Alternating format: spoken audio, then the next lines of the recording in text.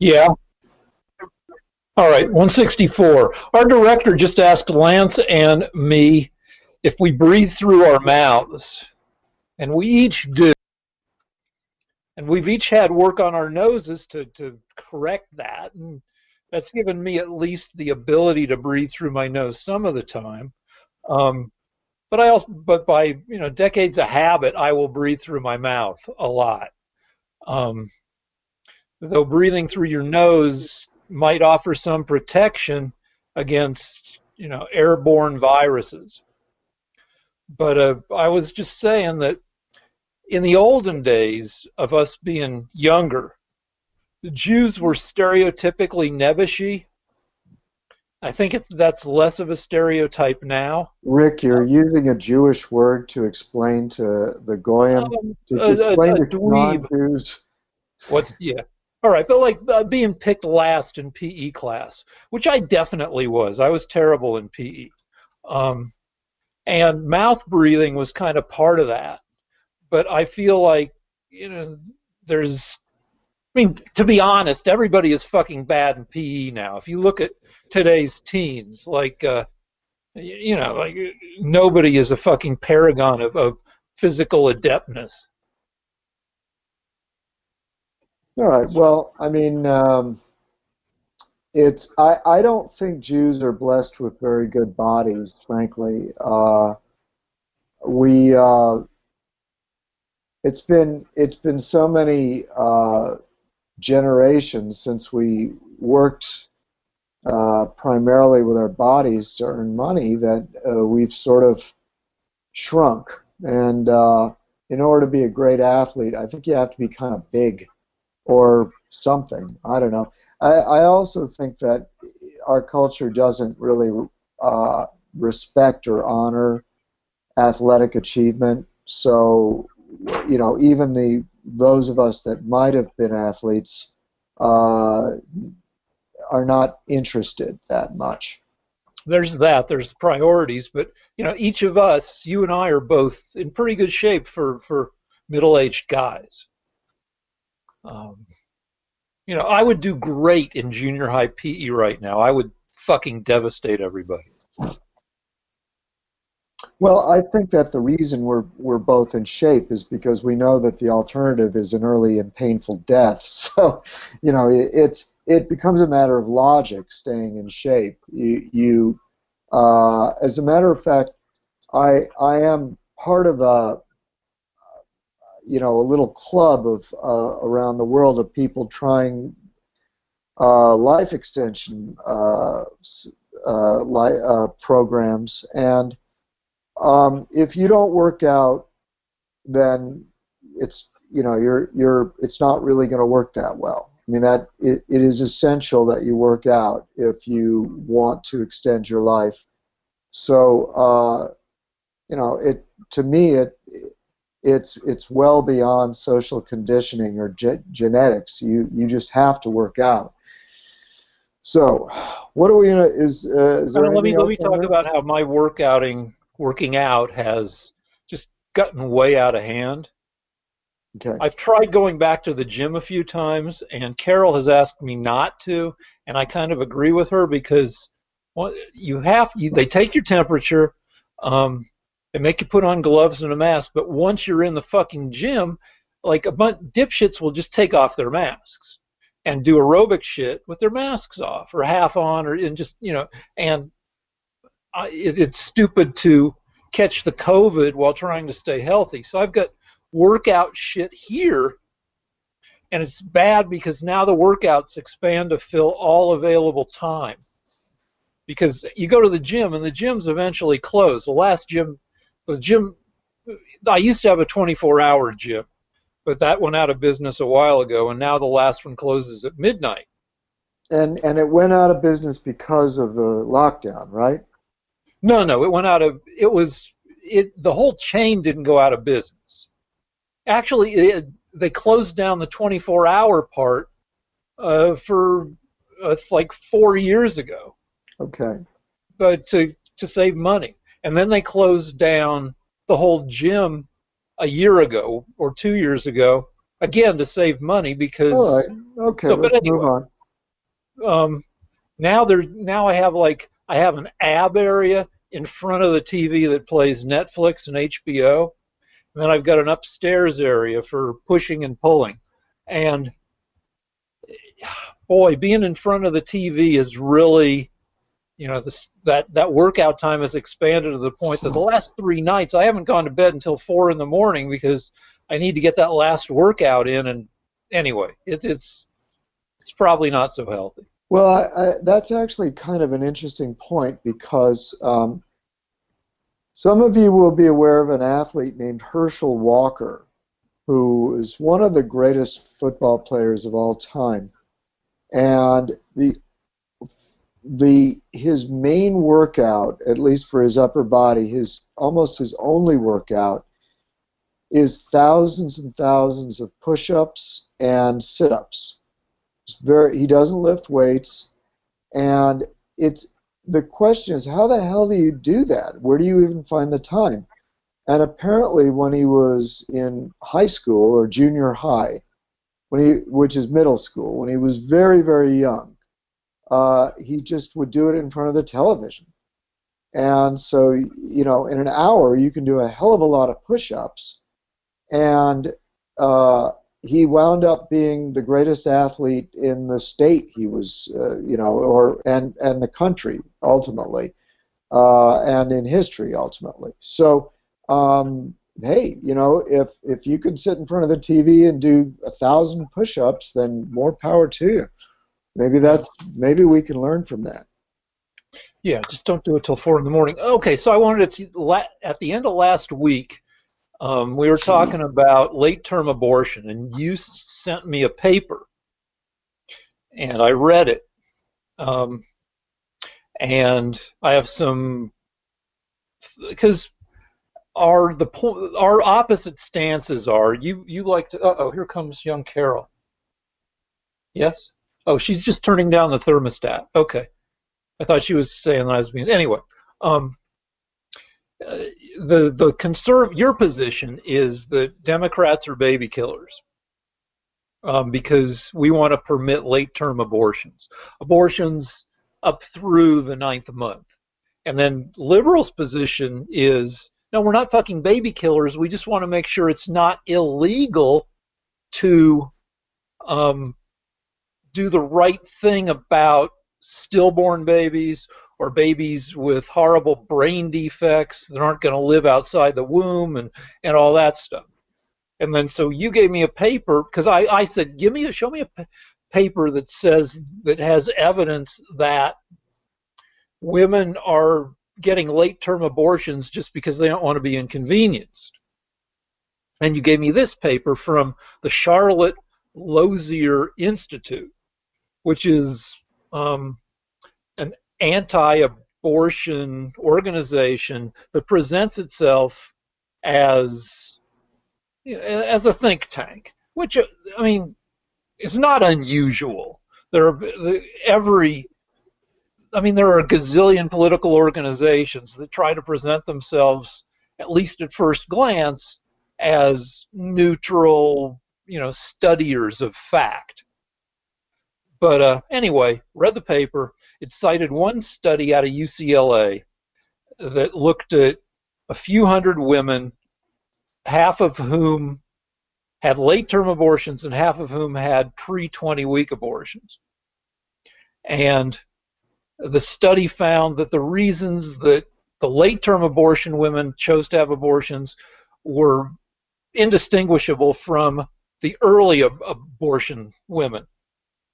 The trouble with the study is, which is even cited by, I didn't have to look at any other sources, the Lozier people say, the trouble with the study is that people who had to get abortions because of fetal abnormalities or threats to the woman's life were eliminated from the study. So it was impossible to know what fraction of late-term abortions had any degree of choice to them, as opposed to being, medically necessary. So this wasn't so helpful, but I found some other stuff. I found an article that said in 20, because the deal is that my claim is that few, if any, super late term abortions, third trimester abortions, are done just because the lady wants more time to do yoga. Um, and the statistics on all that are hard to find. But what I did find, I found an article from 2013, which showed that in 2013 there were only 4 doctors doing third trimester abortions in the entire country. Partly because states were making it, more and more states were making it illegal to do them, and partially because the doctors doing those, it's a tough procedure. If you're getting a whole baby out of there, a 7, 8, 9-month-old baby out of there isn't easy, because that's I shouldn't call it a baby. As a liberal, I need to call it a fetus. But anyway, it's not like pulling out a lima bean. And it's a specialized medical, surgical, it's a specialty. So not that many doctors do it. And not that many doctors wanted to do it, because doctors who are doing it, one guy got assassinated. One guy had his horse stable burnt down, killing 21 horses. They get threatened all the time. And so I was looking for more recent statistics. And the best I could do is in 2019, I found a thing that shows that there are clinics that offer third trimester abortions in only 7 states plus Washington, D.C. And if you read the stories of women who get these third trimester things, it's because they have a catastrophically fucked up fetus, and they usually have to travel to another state because it's just not. So anyway, I would cite that stuff as to support my point that women aren't getting late-term abortions willy-nilly. Well, I mean, it doesn't bother me that the women that had the abortion because of the fetal abnormality were left out of the study. If they managed to find hundreds of women in the study I sent you that were having abortions even though the baby was healthy, then that just proves my point.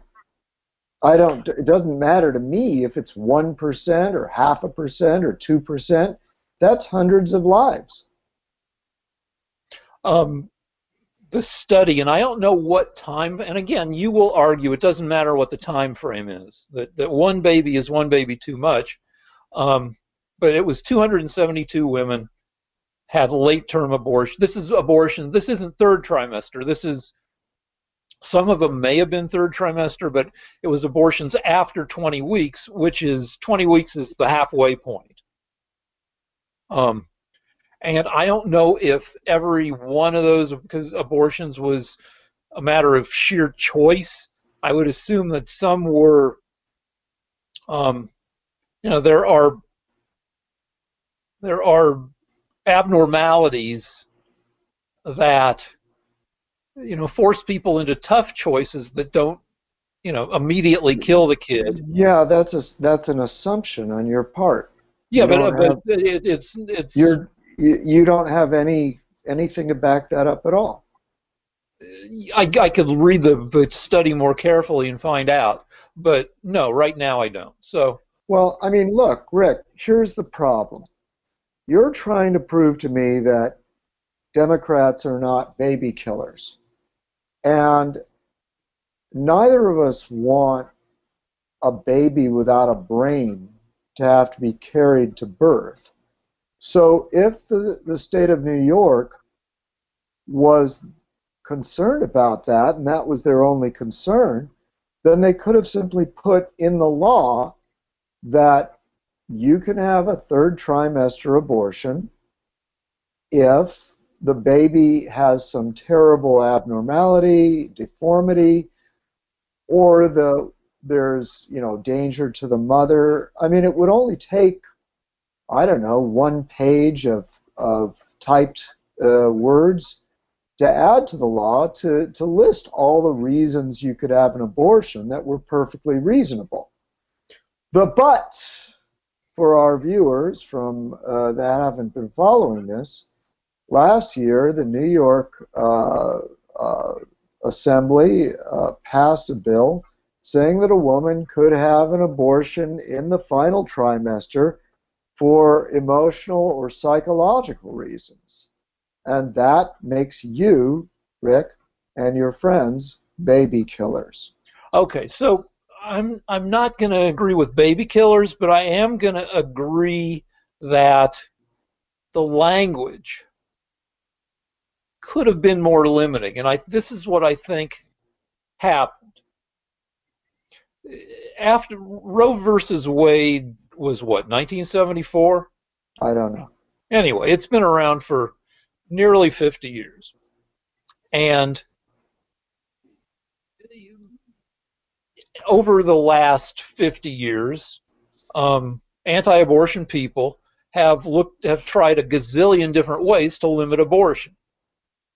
So language, among other things, language becomes important, where Roe versus Wade, I think, left fairly loose language available to legislators in the various states. Did it? I mean, do we know that?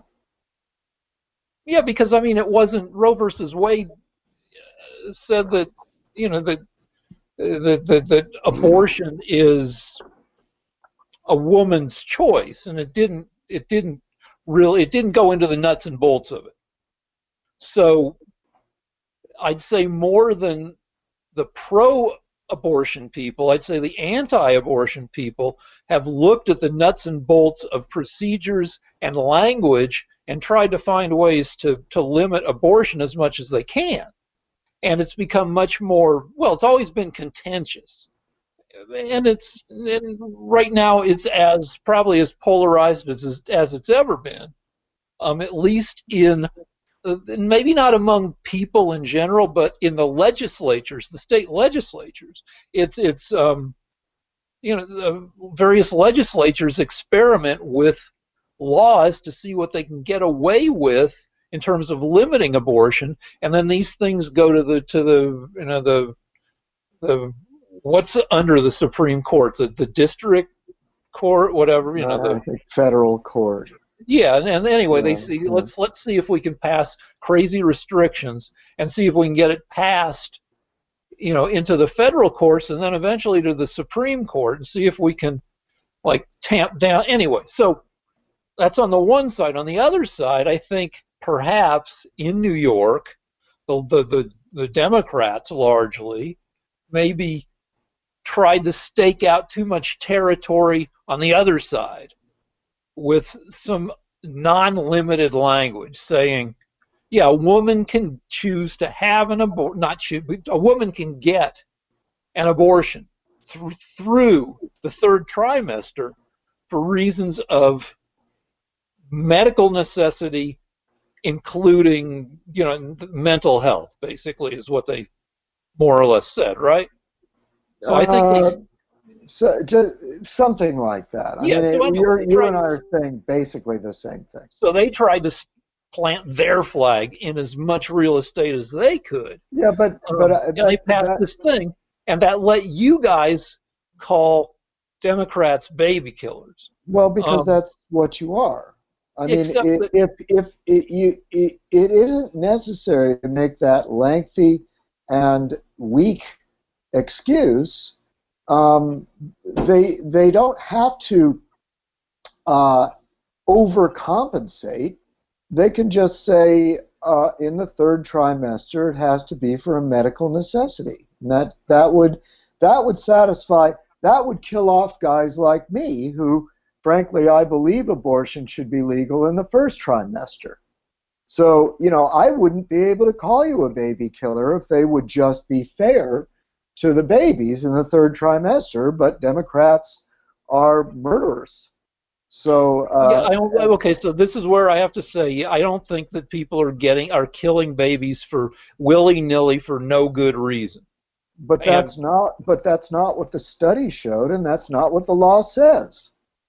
I'm well, sorry. It's in both experience and in law, you're wrong.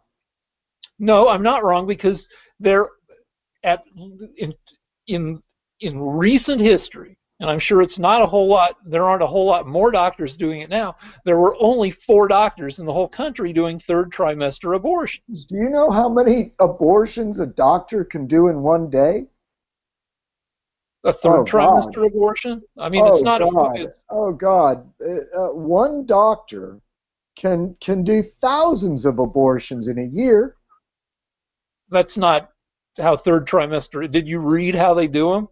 You probably Uh, know because you're a conservative. I don't have to.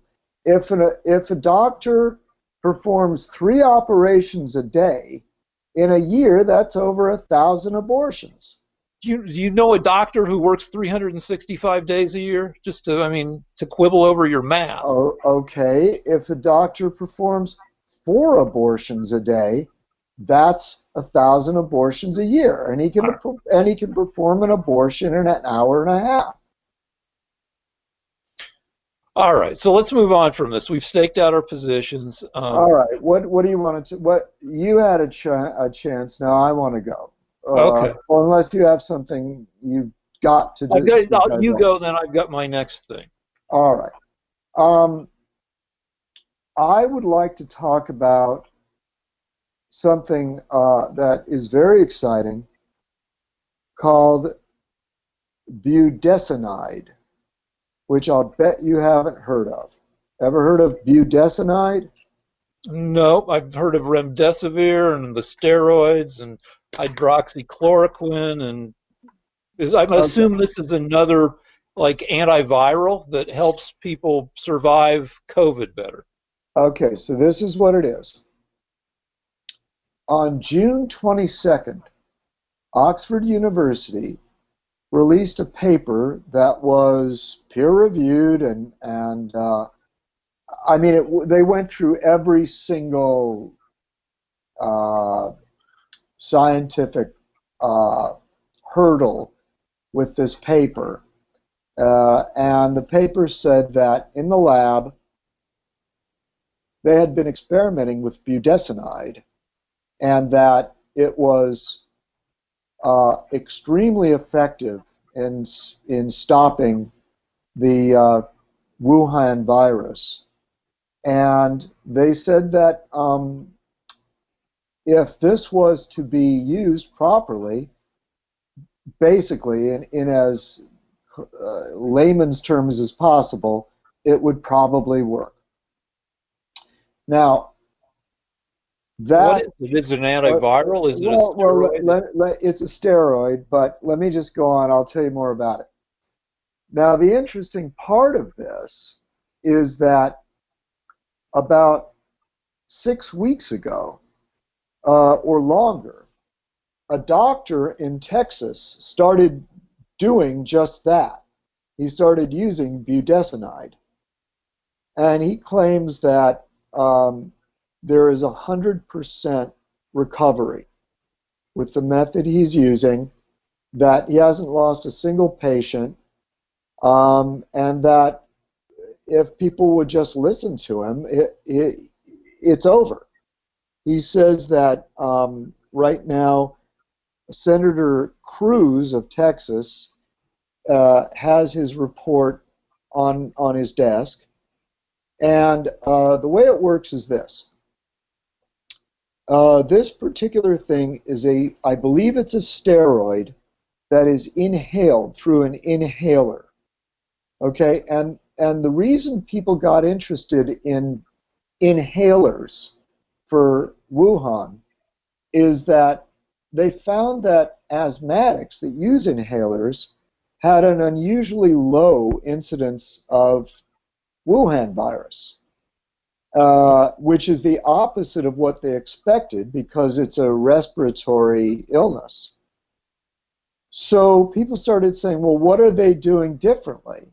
And it turns out that inhaling this steroid, somehow it gets into the lungs, and it it is budesonide is perfectly uh, calibrated in its makeup to plug up exactly the things in Wuhan virus. So it's a match for whatever Wuhan is. It I don't know, attacks it or crushes it or stops it or whatever.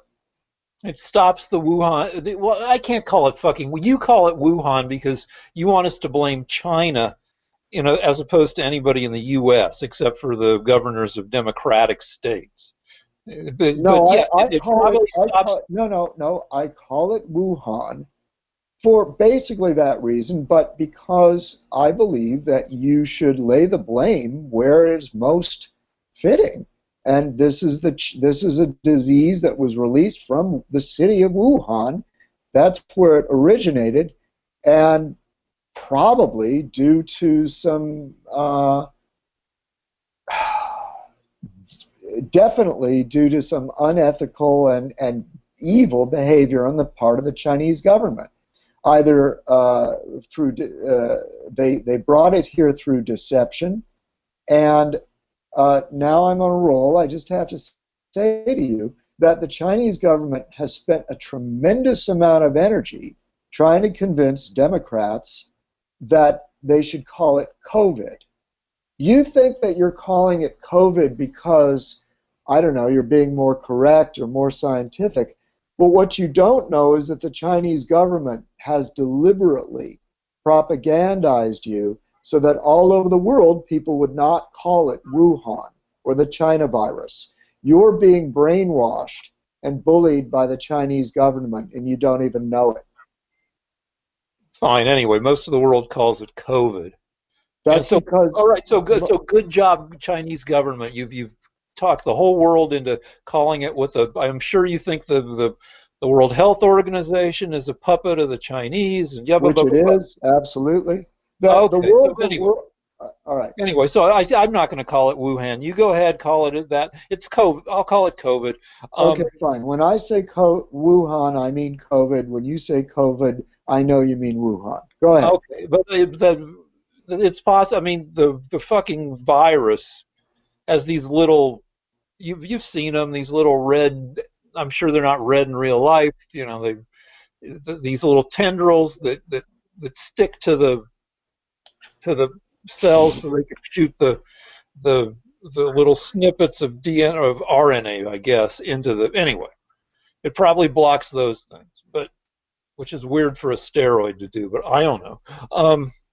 Anyway, like it's I in general, and I've stated this before, in general, do not believe that short of a vaccine, and possibly even when there is a vaccine, that there's a 100% mortality preventing drug for a viral disease.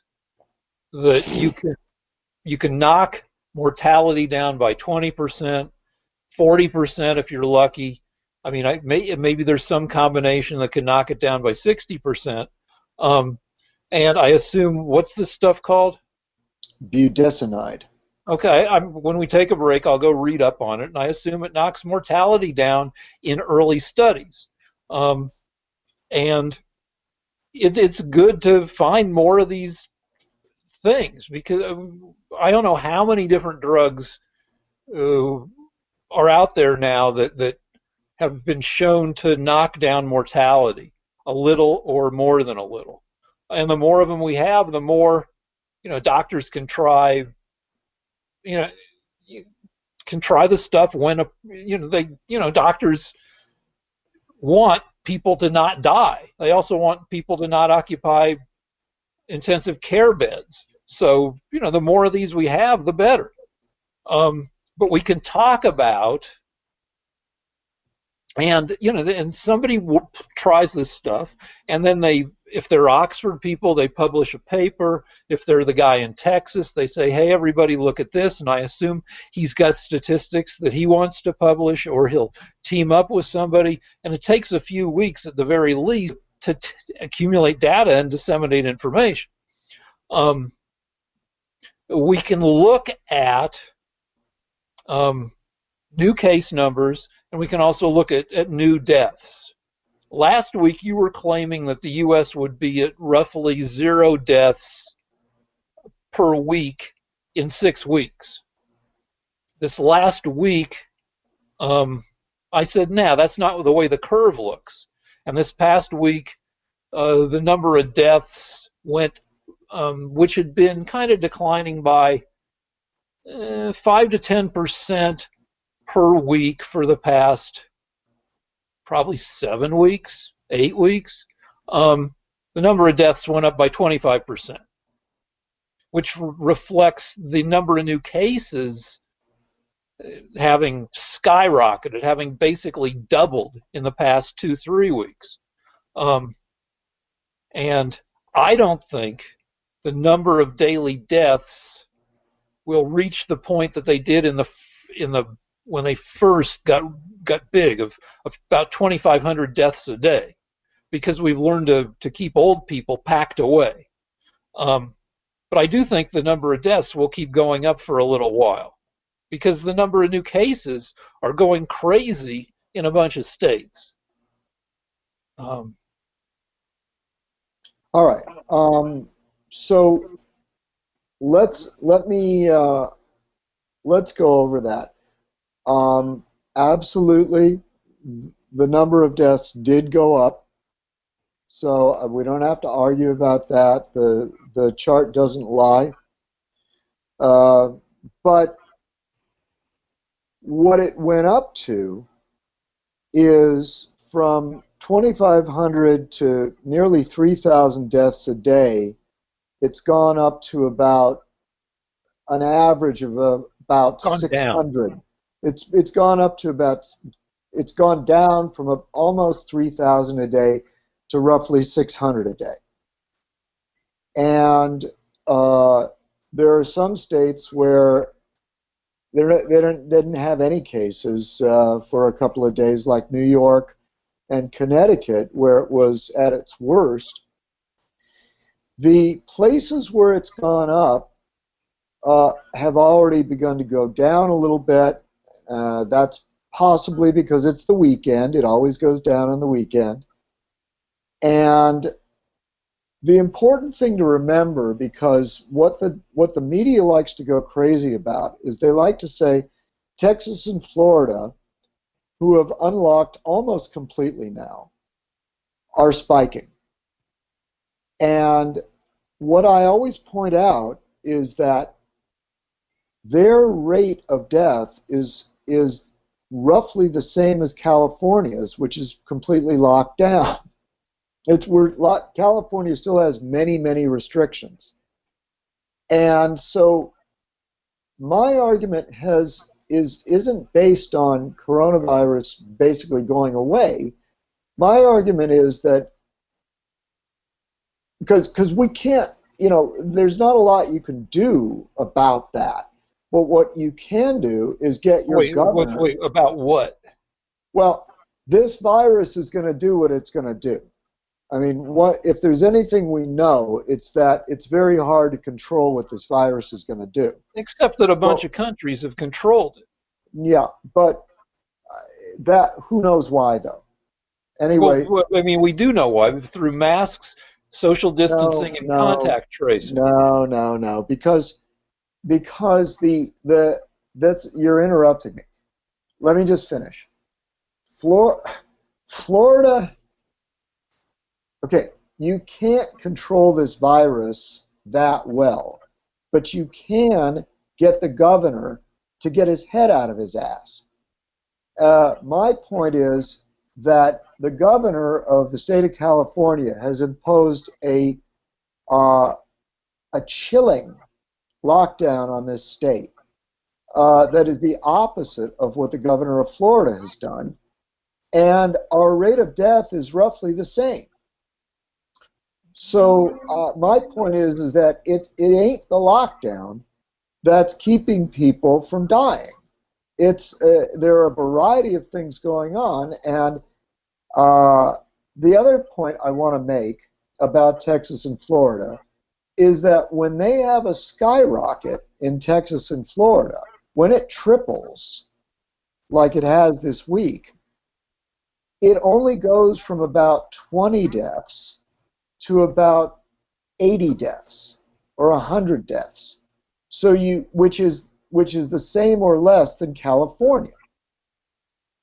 So my point is that we're not, if things were to continue or get a little bit better, which I believe they will, we don't need to have the economy locked down anymore. There, I'm done. Okay, so Florida has 21 million people. California has 41 million people. I'm comparing rate of death. Okay. No, wait, you can compare overall deaths and you can compare deaths per million. And Florida's deaths per million is almost the same as California's. Some days it's more, some days it's less. Okay. So today you said Florida, Texas, Arizona, and California are kind of the big four in terms of spiking. You said they're going down, but Florida had its biggest day ever of new cases today. Right, and the majority of new cases with COVID are, the average age is 31. And if you look at the CDC age per death, in the United States, since January, since before the COVID began, less than 1,000 people in the entire United States have died at 31 or under. Okay. So the fact that thousands of 31-year-olds and people older and younger are getting it, but if 31 is the average, then we have nothing to worry about. We still have stuff to worry about. The record day for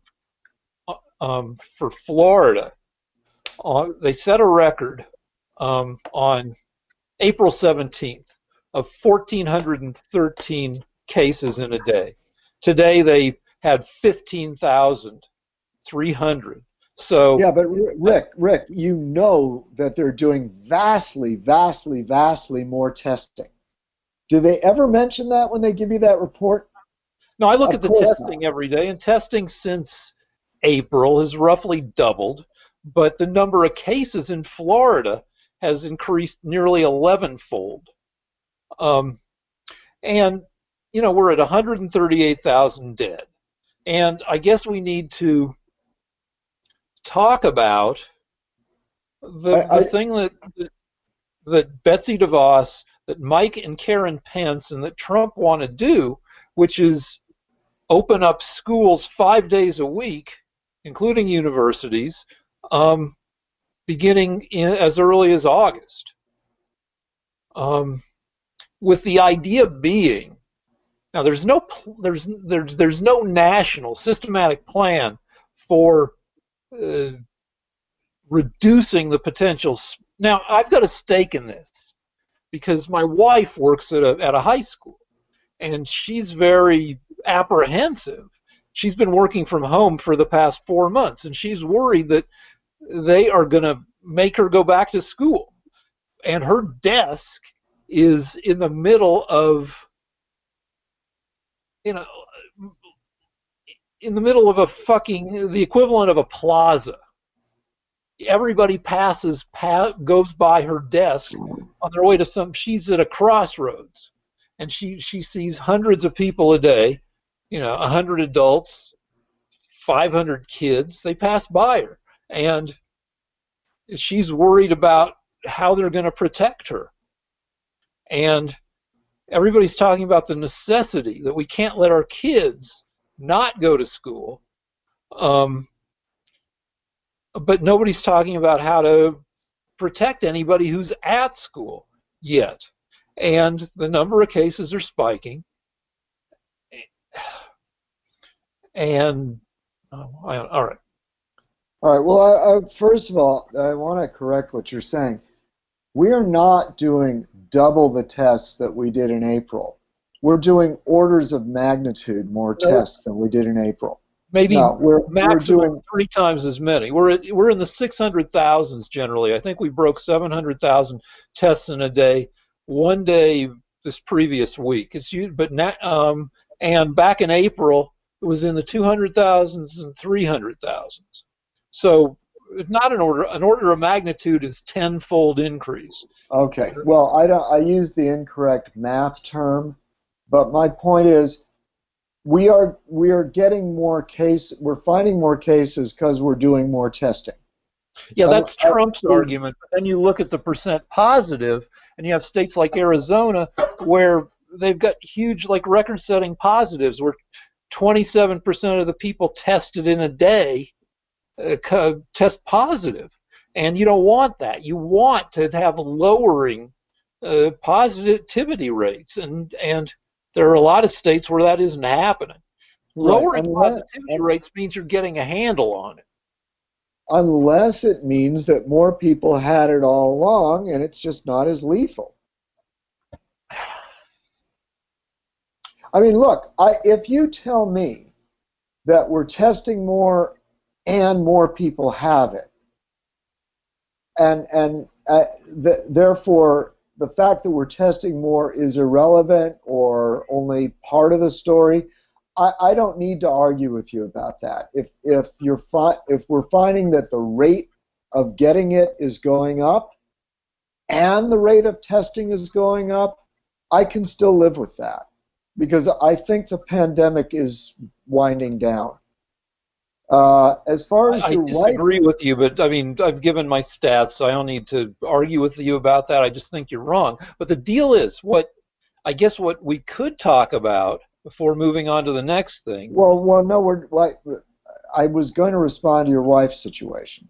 Okay. Can you hold that thought? Do you want to finish? I'll hold my wife's.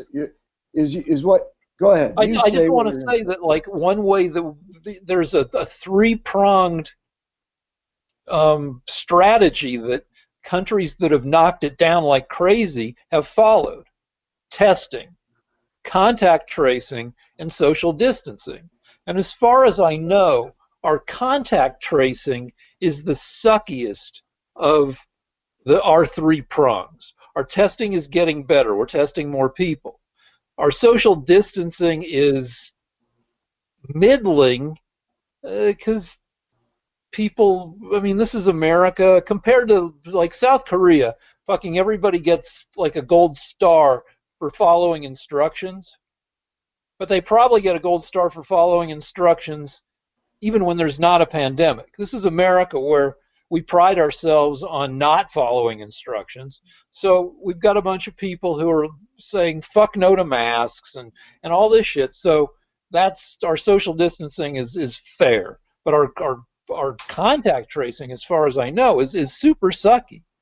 Yeah, and Where all right. So we'll get to your wife then later, but as far as the contact tracing goes, I'm glad it's sucky. And part of the reason is that look, if somebody gets Wuhan, then yeah, they need to be isolated voluntarily or whatever. They need to their behavior needs to be changed. You can't go to a party after you got Wuhan. oh, That's people common do, sense. fucking people Okay. do. Well, after they know they have it, but Yeah, but people what? still do. There have been some famous cases. I know it's Yeah, okay. But wait.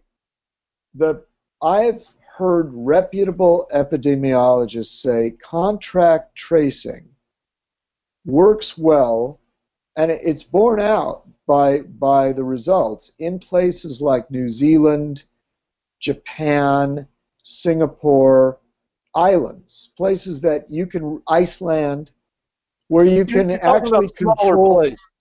No, I'm talking about places where you can control your population very easily. Whereas the epidemiologists that I listen to say, look, that horse has already left the barn. Wuhan is spread throughout the country.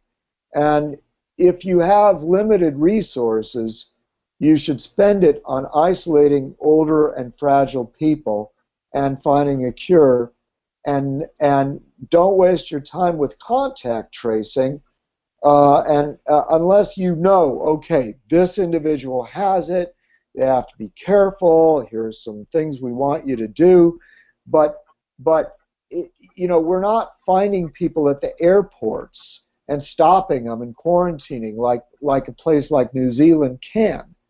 So it's just the horse has left the barn on contact tracing. But I don't think so. so. We're not. You said one thing. You said when you have limited resources. Why do we need to have limited resources?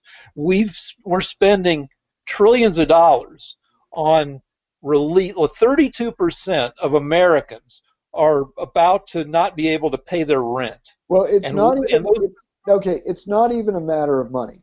I've listened to more than one epidemiologist that say, look, it's the time of trying to stop it at its source is gone. Now, all you can really do is try to cure it and keep people from spreading it. That's really it. Yeah, but part of keeping, say, all you have to do. I'm not even I'm sure there's very thorough contact tracing. Like there was South Korea had it tamped down, then they had a little mini new outbreak of 51 people because this one guy went to 5 discos in one night, and that would involve sending out all sorts of it would take a whole team of South Koreans going to all these discos, and I'm sure it was very work intensive. But compare that to somebody tests positive, and you're like, look, where do you work? Who do you live with? Say the person tests positive. They work in a real estate office that has 12 people in it. So that you do a half-assed job. You say you contact each of the 12 people, say, look, we'd like you to come in and get tested, and until you do, maybe consider self-isolating. Or whatever. You don't have to go all South Korea on stuff, but you could still do a half-assed job of contact tracing. And I don't think we're even doing a half-assed job.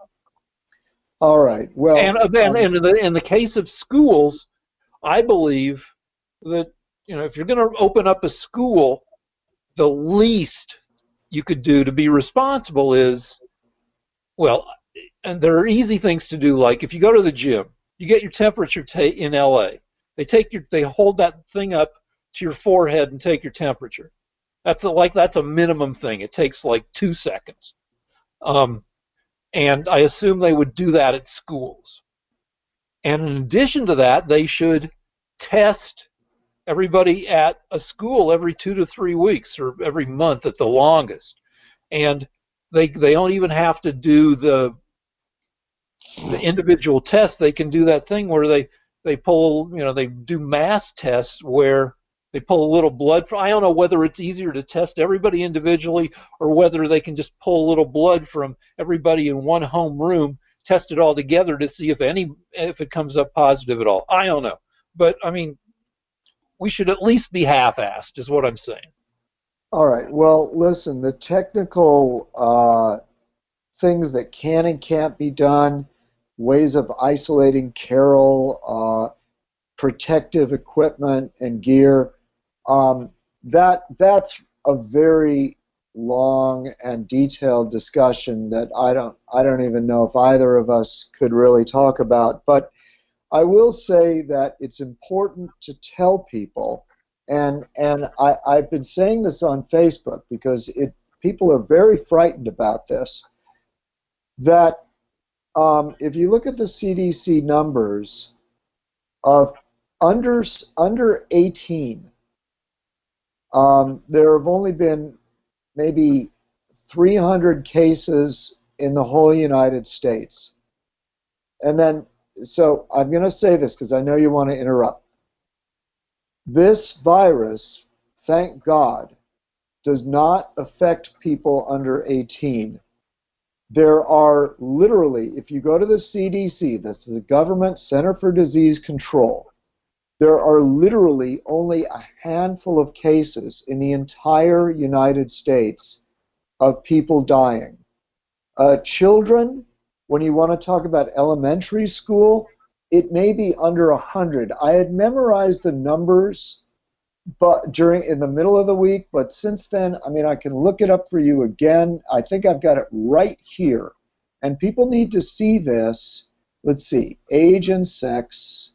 Let me just go through age. All right.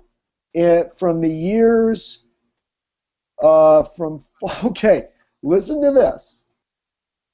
In the entire United States, since the beginning of the epidemic,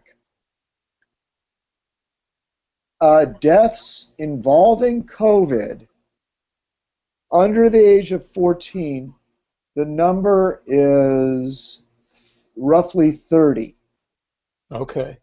Under the age now that's all deaths in 4 months under 30.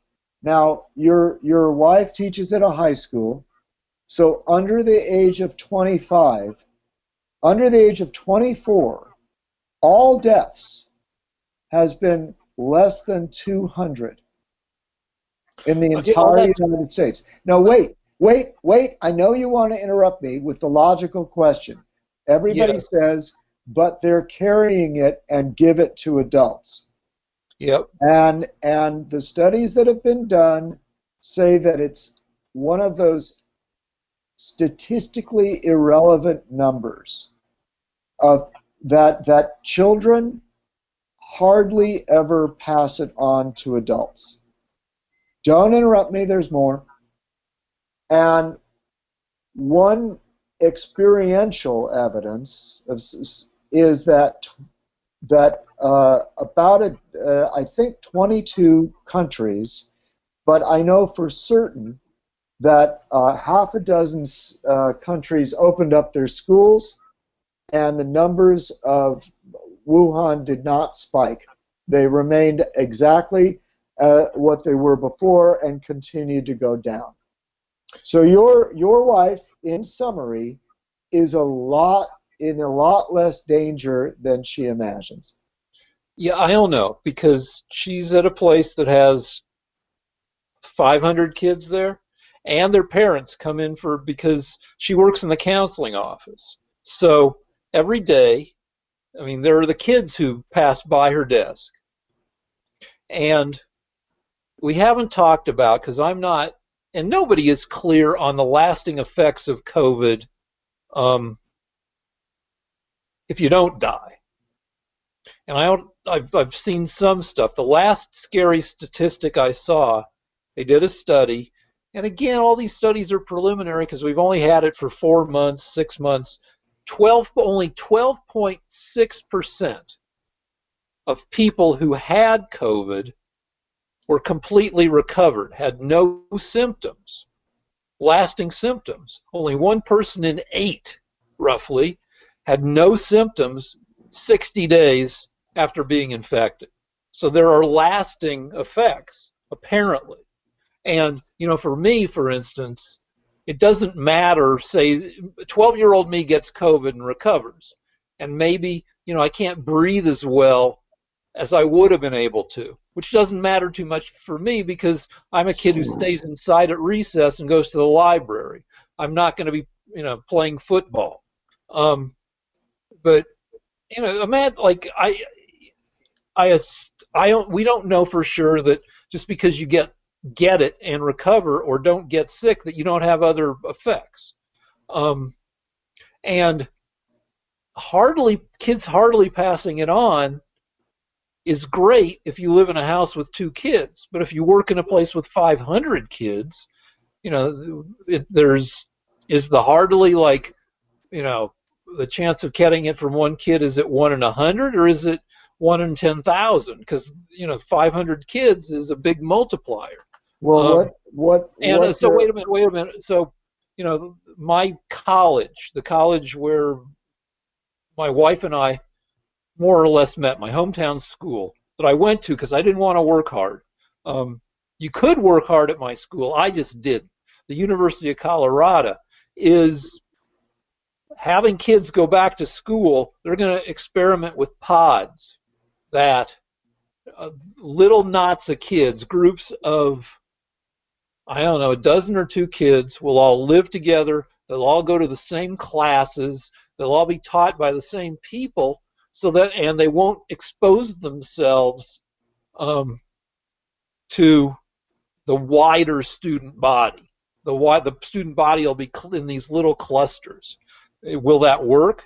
I mean, the main reason I went to I wanted to lose my virginity. So, like, would I be, will people be able to find somebody to get laid with in their pod? I don't know. These are all important questions. But Well, I mean, my standpoint through all of this has been that the tribe has to move on. That we have at the point where the risk is remote and the deaths are small, the society has to begin to say, look, we're moving forward. Life will never be risk-free. I'll give you an example. It's kind of interesting because I hate everything about New York. I mean, everything about what the Democrats have done to it. But today, as we speak, there wasn't a single death in New York. And coincidentally, of course, New York is beginning to really, really open. They have some version of what they call stage 3 opening. But that's kind of the way it is. Eventually the deaths go down and people start creeping back, emerging from their shelter. Effectively corral the shit. Yeah, well, they had massive protests all over New York with hundreds of thousands of rioters. And so, who knows how effective they corralled it. The point is that we should talk about it because that's a big point. The tribe moves forward. That's what I'm saying. All right, so I mean, okay, so in counterpoint to that, there have been times when America and big chunks of the world kind of didn't move forward. This is the fourth deadliest event in U.S. history in terms of number of people dead. Fifth largest if you count the ongoing number of people dying from AIDS. But that's over a 40, almost 5-year period. So AIDS is not an event the way some of these other things are. But more people dying than in World War I. A third as many as died in World War II.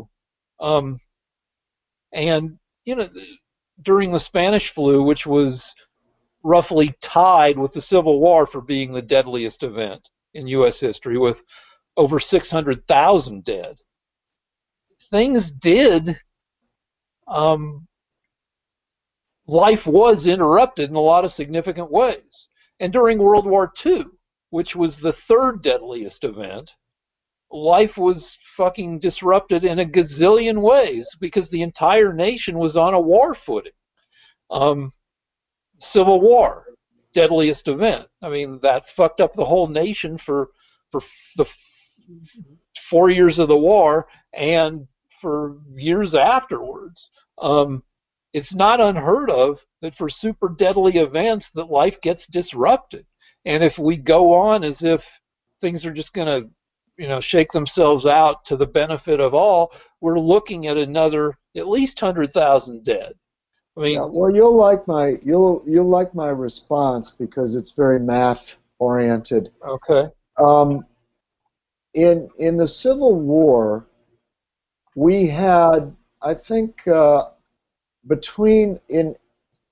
when you combine the North and the South, I think we had about 30 million people or less in the whole country. Of that 30 million, we lost 700,000 people. So what is 700? But anyway, 2%. 2% of the entire population was killed. It might have been less than that.